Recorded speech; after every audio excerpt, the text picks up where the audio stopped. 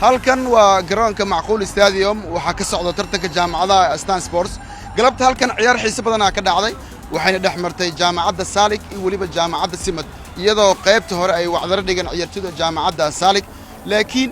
saddex gool ay geeyeen Simad comeback ayaa lagu sameeyay ciyaartoyda jaamacadda Saalik waxa xiiso u yeelay kulankan taageerayaasha ugu faraha badnaa ciyaartoyda jaamacadda Saalik ayaa la yimaadeen taageerayaasha ciyaarta kadib ayaa Astaan Sports la hadleen waayahay jaamacadda Saalik galabta wacdar garoon ka dhigeen taageerayaal fafraa u maaday taageerayaashana la joogo magaca ku bilaw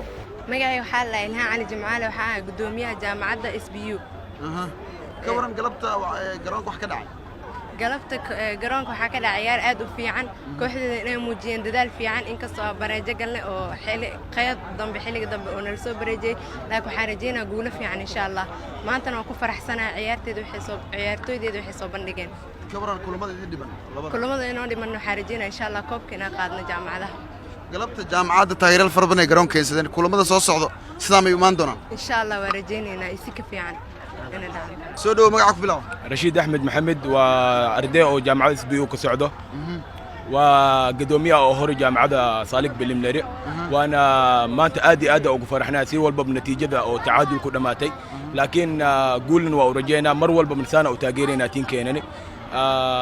بس مقعد بلاو مقعي وليما حسن محمد أنا قدومي كحين كجامعة صالح بالم يونيفرسيتي maanta wallahi ciyaar aad u qurux badan soo bandhignay inkastoo qaybta dambe naga soo bareejay aad ugu xunnaay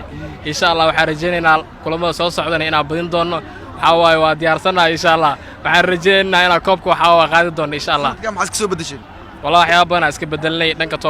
tababarka oo dhan waxa wax badan iska bedelnay insha Allah waxaan rajeynaynaa inaan koobka geyn doono digfeer haduu Ilaahay ka raali noqdo insha Allah